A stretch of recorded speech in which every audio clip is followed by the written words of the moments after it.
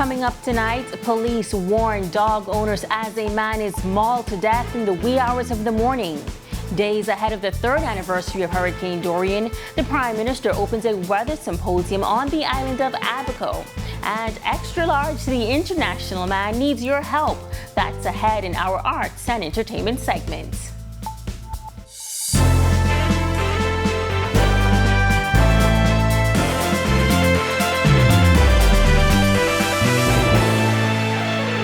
This is our News Weekend edition. Thank you so much for tuning in. I'm Megan Shepherd.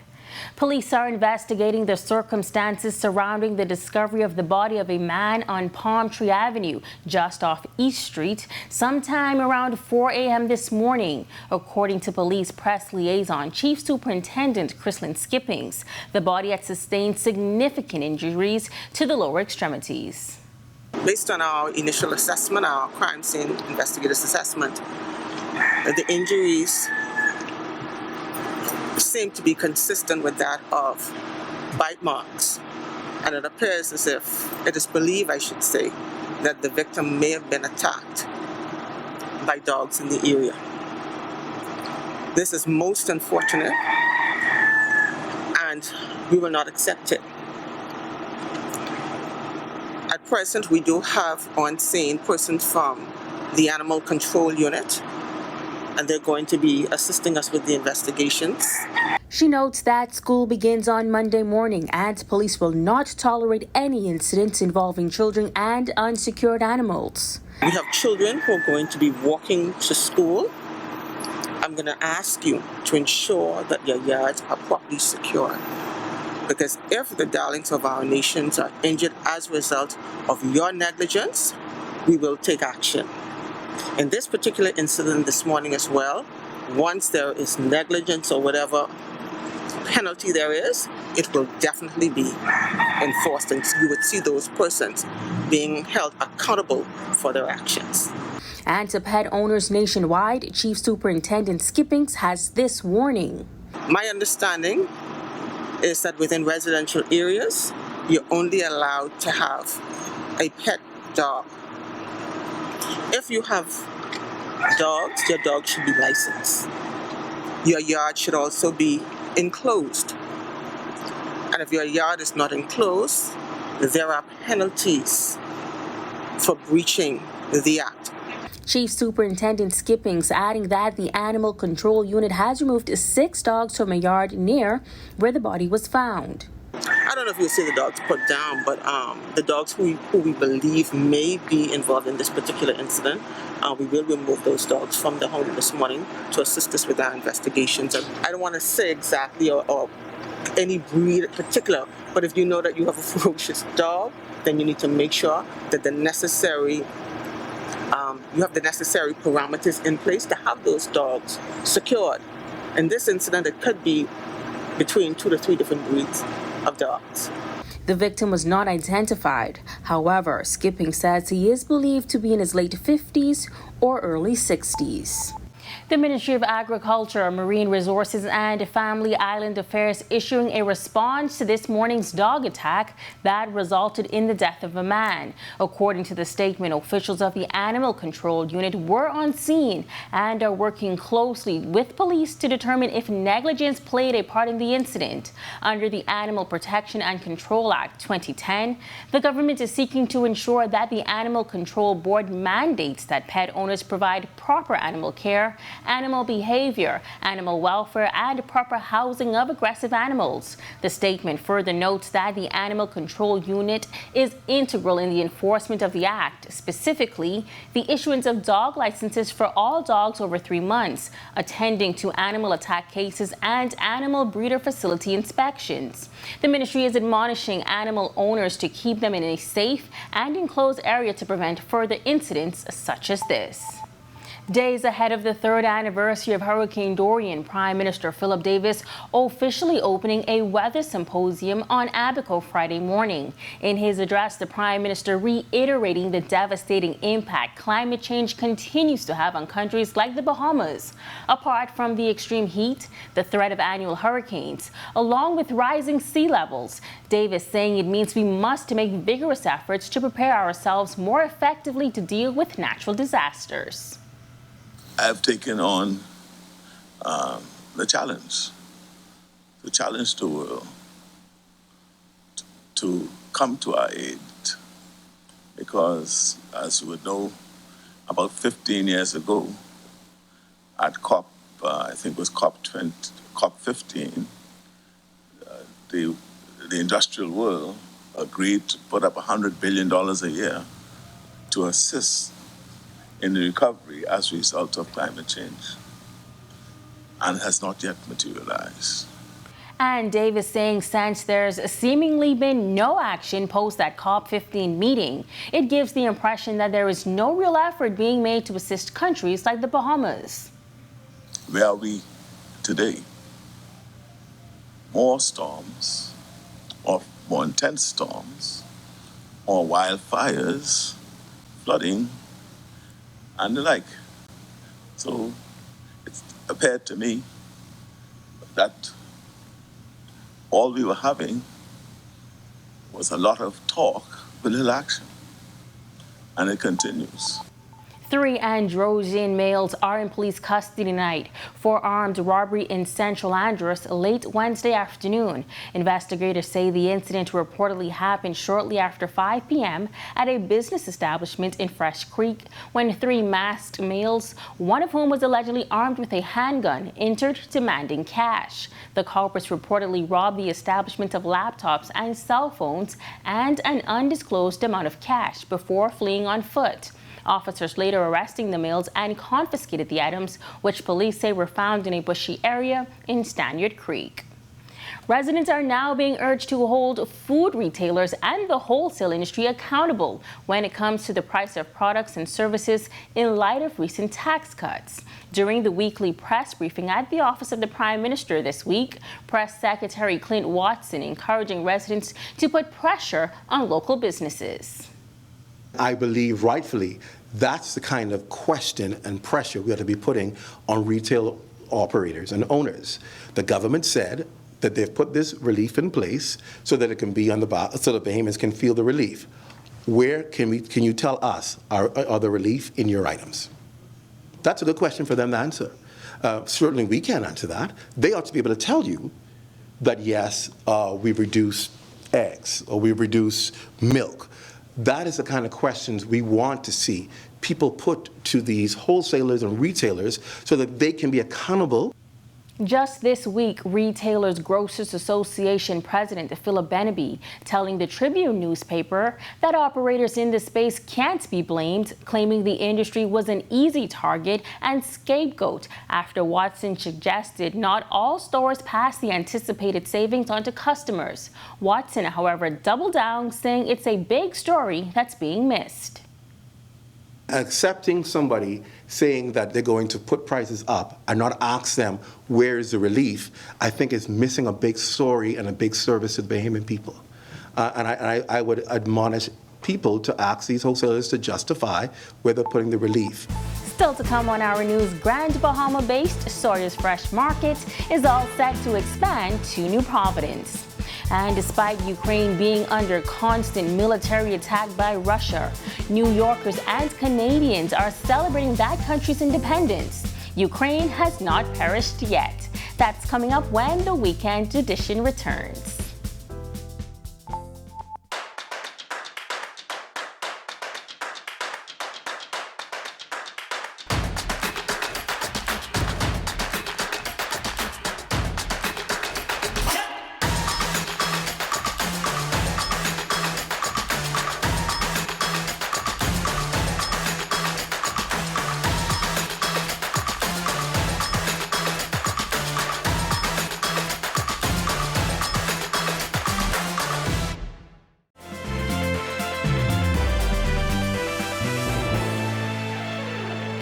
Access to Cabbage Beach is a legacy issue with multiple administrations struggling to mediate the issues between the public and owners of private property on Paradise Island.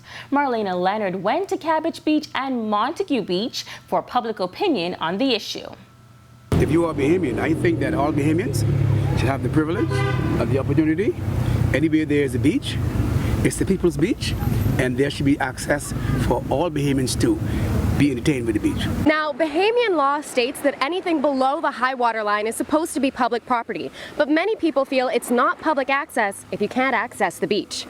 Access has often been in an on-again, off-again state with Cabbage Beach, and due to the unclear criteria for whether access is open to the public, some Bahamians allege racial discrimination or colorism as a factor in who is allowed to enjoy the beach. In the most recent weekly press briefing at the Office of the Prime Minister, Press Secretary Clint Watson offering this update on the current state of affairs on Cabbage Beach. A lot of times, private communities and private citizens tie up things with legal wranglings, so you can't proceed to do what you need to do. And there have been some challenges. Deputy Prime Minister has been working on that, and we're expecting an update on that real soon. I think the entire nation is probably wary of the Cabbage Beach issue, because the bottom line is there ought to be access to beaches in the country. I mean, that's just what it is. You can't purchase a beach. It's public access. More than once, the Bahamian vendors of Cabbage Beach have torn down fences to protest closures of the area. Once in 2016, and most recently last year after the beach was closed and vendors' belongings were left on the side of the road. Today, we asked vendors to comment on the situation, but were told they were unable to comment at this time. Just a few miles down the road at Montague Beach, we asked locals how they feel about public beach access on Cabbage Beach. Much to our surprise, the beachgoers this afternoon seemed largely unaffected by the restrictions. One man who didn't want to be on camera tells us he hasn't been to Cabbage Beach in over a decade, and that he stopped feeling welcome after the fences started appearing around the area. Dee Bain, an electrical contractor from Exuma, says he feels the issue is one not shared by Family Islanders, but warns that beaches need to be protected, lest we end up like Jamaica, where he claims they struggle to find beach access. OPI, the rich guys, they are hogging the beach up like they own the beach. The beach belongs to the people, and the government need to have the ability, or if you like, to make it right now that have access that Bahamians can go and enjoy the beach. Reporting for Our News, I'm Marlena Leonard. Thanks, Marlena. A Grand Bahama-based business will be expanding to the island of New Providence. Sawyer's Fresh Market will open its doors at the Hurricane Hole Marina on Paradise Island in the first half of 2023. Deputy Prime Minister and Minister of Tourism, Investments and Aviation, Chester Cooper, calling it a proud day for Paradise Island and the tourism product as Sawyer's Fresh Market and the Sterling Global Financial solidified a partnership to bring the premier supermarket to the Hurricane Hole Marina. This is going to do wonders for Paradise Island, the shopping experience here, and the general outlook for Paradise Island and the tourism product here. So this is a proud moment for all involved. I commend the developers, commend Sawyer's, and of course the Sterling Group for the work they've done here. I've seen the design, it's beautiful. Chief Financial Officer for Sawyer's Fresh Market, Lurleen Moss, says this will be the company's second attempt at opening on the island. However, they believe the company is more mature and poised for success. When we initially invested in the Nassau market, we were a young business. Hadn't done as much research as we've done now. We don't have the team that we have, so we're pretty confident that this is gonna be successful. We are passionate about the food store business, and we have better vendors, and so we know that we'll be able to provide the best products. As residents continue to grapple with the rising costs of food prices, Moss says that Sawyer's prides themselves on being affordable. We haven't had any challenges with inflation. If you follow our ads, we call ourselves the Inflation Busters. And so what we do is we just check around in the market to make sure that we are able to provide the best products and the best services to our customers. And so we offer brands as well as we offer non-brand items, because it's important for customers to realize that the brands and the non-brands carry the same thing. So another thing that we do is we offer samples so that persons could test and compare it to the brand, so that it could help them when they're going to the food store to get more bang for their bucks. Ukraine supporters in New York City and Toronto, Canada, gathered on Wednesday to mark the 31st anniversary of Ukrainian independence from the Soviet Union, and also 6 months since Russian forces invaded Ukraine. In New York Central Park, Ukrainian nationals and local people unveiled the banner of courage, which they say is the world's largest national flag of Ukraine.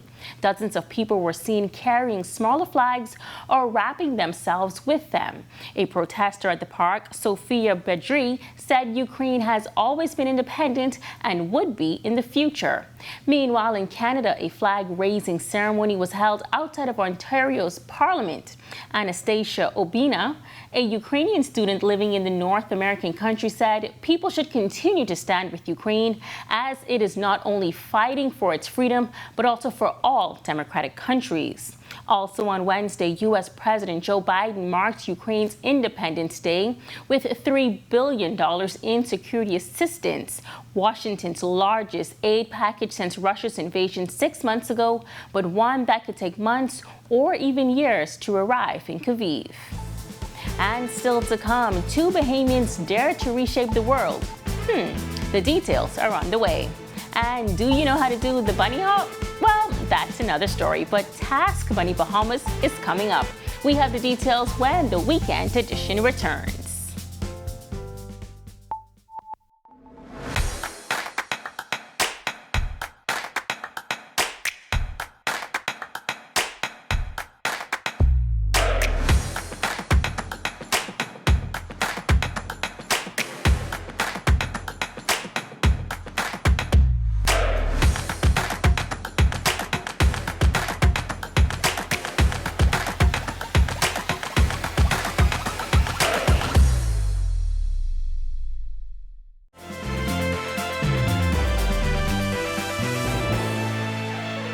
Welcome back.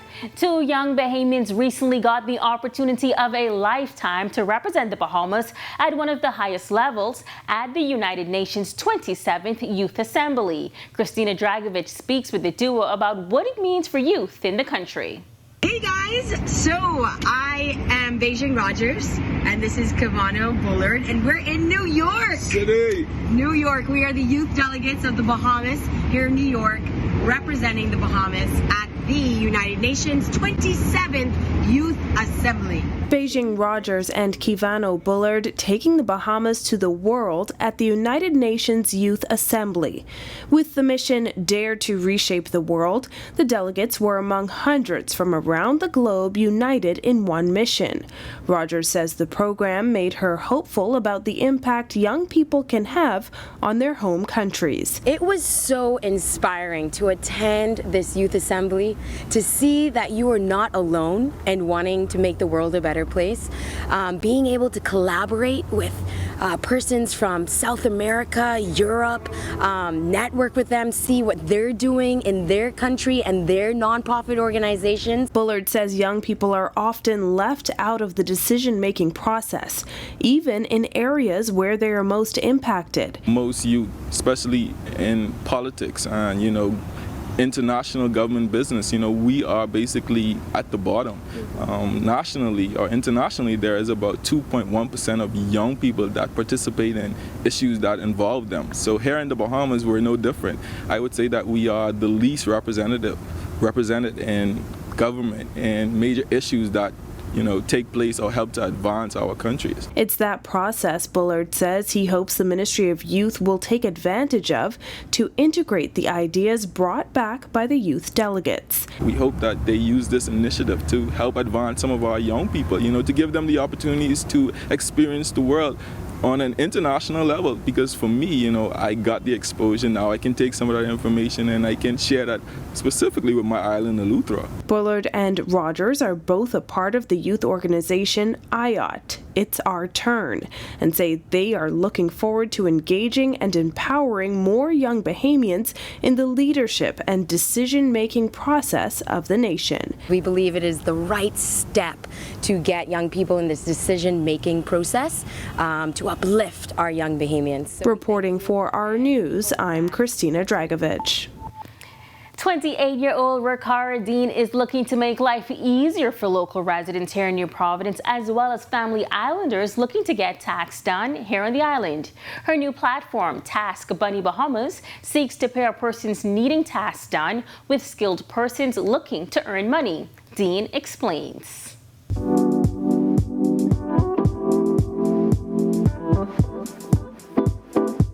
Let's say, for example, you have a task. So you recently purchased a TV and you need help with that mounted. So you go onto our platform, www.taskbunny242.com. You post a description of your task. You can post a picture, your budget, your timeline, the location. Once you do that, the verified background check taskers on our platform will get a notification. So if they're interested in mounting your TV for you, they can send you an offer. So you can review the profiles of all of the people who've sent you offers, look at the reviews, look at the ratings, and then they can even post before and afters. So it's basically up to you to decide who you want to work with. Dean, who obtained her master's in business administration in China, says this business has been in the pipeline for some time, and now today it officially goes live online. It's been in the pipeline for some time, so I actually came up with the idea in 2017. So this is 2022, 5 years later that it's officially being launched and brought to this market. So a lot of fear was involved, self-doubt, but I've learned to do it afraid. So either way, I'm putting it out there and I'm launching. God has been literally showing me signs consistently, like, put this out there, this is for you, this is the vision that I gave you. So I'm not holding it anymore. Dean, who is originally from Eleuthera, says she understands the cost most Bahamians incur when traveling to New Providence to conduct business. She says she hopes her platform provides a new alternative. Introducing a new concept like this one to the local market, because in most instances when locals want to get work done, they kind of do the word of mouth thing. So trying to convince residents and Bahamians that, okay, there's this new platform where you can eliminate all of that. We're vetting these people for you. We're doing the background checks. We're settling the disputes. So if someone, we like to say swing, if someone tries to swing you, we handle that dispute for you, so you no longer have to go through that back and forth. She says one of the biggest challenges she's had to overcome was self-doubt, and by sharing her story, she hopes to inspire others. For me, I think the internal challenges would have been the fear of failure. Launching a business is a difficult one. No matter how you put it, you always be thinking, what if I don't succeed? What if no one uses the platform? So trying to get beyond that, that's one of the internal struggles that I've been dealing with. And if you're interested in the new platform, currently you can go on to www.taskersignup.com, leave us with your name and email address, and we'll send all the information to your inbox. So there is a process to become a tasker. Like I said, everyone on the site has to be vetted. Here's Dean's advice for other aspiring entrepreneurs. You're always going to be afraid, so do it afraid.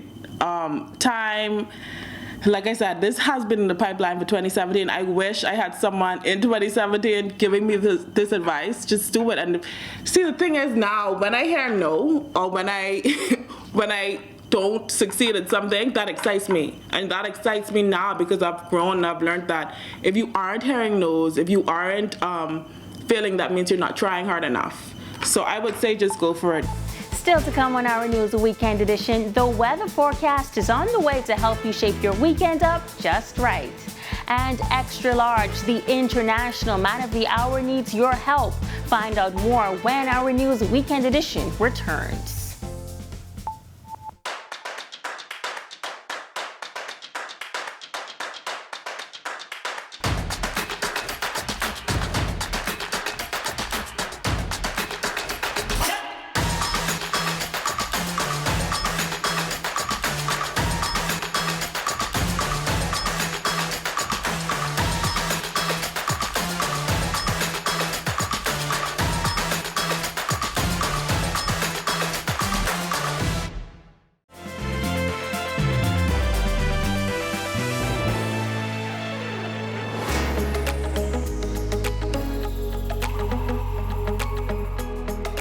Children of East Grand Bahama treated to a back-to-school fun day and giveaway yesterday, courtesy of the area Member of Parliament, Kwesi Thompson. We have hundreds of kids. We've already seen hundreds of kids, and we expect to see a couple hundred more. Just our way of giving back to the community. One of the ways in which we can help is to, again, help to meet the need of some of our school kids. So that's what we're doing here today. We're putting some smiles on the faces of some kids. We have our characters out. Thompson noting that while students are excited to return to the classroom at their various institutions, he is still agitating for more to be done for schools in the Eastern District. One thing that we want to continue to advocate for is in East Grand Bahama in particular. There is a need for us to construct a school.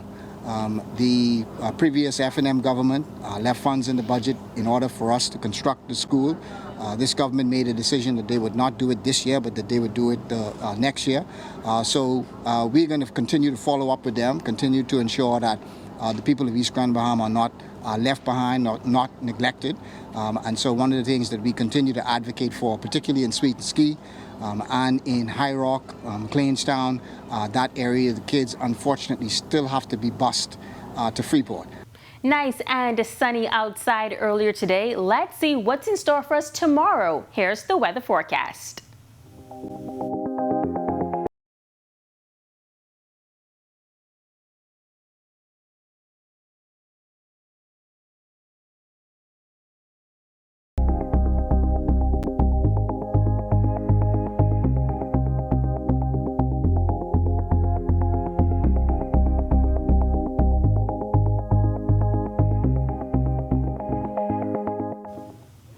Anthony Dean, known as DJ Extra Large International to most, is no stranger to big battles, as he has been on the sound clash circuit for years. While his health battles have knocked him down temporarily, he is not out for the count and is taking things one step at a time. Our Jean Joseph has more in our arts and entertainment segment.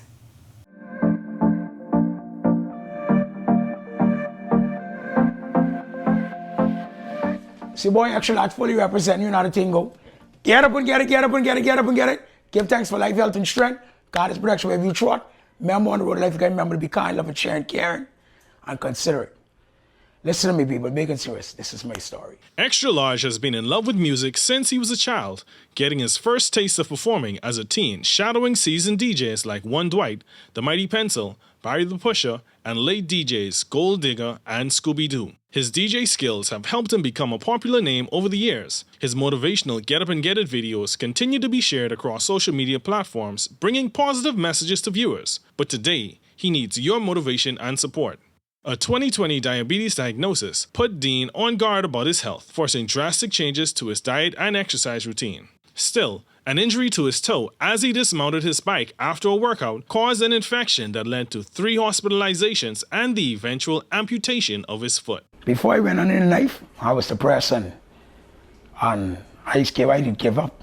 I didn't have no more fight in me. That was it. I was time for the count. But I think about my kids. Like I tell you, my kids, boy. My kids, my world. Extra says he accepted his fate and put his troubles in God's hands, a testament to his will to survive for himself and his loved ones. The little boy say, be still. I got you. Just like that. I say, okay, I know only could be God. And I just say, okay, we could be. And I wake up and see, but 2 hours later, out of the theater, and I was cut. I just see I ain't in the leg no more, but I was cut. And I realized that, hey, regardless of I'm in the leg, I still have life. I still have my kids, still have my family members around me, still have people who care about me. Now that the worst seems to be over, Dean continues monitoring his health, preparing for a prosthetic limb. At first, I didn't want to come out of bed because I'd take a tumble when I first come out. Like the day after I come out, I take a tumble in the kitchen. So, but now I'm moving around, walking the walker, wheelchair, everything, going to the bathroom. But for now, it's just physiotherapy, one step at a time, and then I can definitely get there. But I prepared. A family fun day is set for September 10th at the Armbelly Park to aid with the DJ's medical expenses. Extra says there will be nothing but good, clean, wholesome family fun. You know what I mean? Bring your whole family out there, bring the kids out there, bring Grammy out there, bring Mommy out there, bring Auntie out there. Everybody can come out there. And some good food too. definitely some good food. Extra says he remains humble and thankful for your support, but knows that his future remains in God's hands. A humble child tastes the grace of God. So I was just humble myself, put it in his hands. It is what it is. Regardless, gotta still get up and get it. For our news, arts and entertainment, I'm Gene Joseph. Thanks, Gene. And be sure to support DJ Extra Large's fundraiser on September 10th on RM Bailey Park. And that's a wrap for us. Thank you so much for joining us for our News Weekend edition. On behalf of the entire team, I'm Megan Shepard. Continue to enjoy your weekend.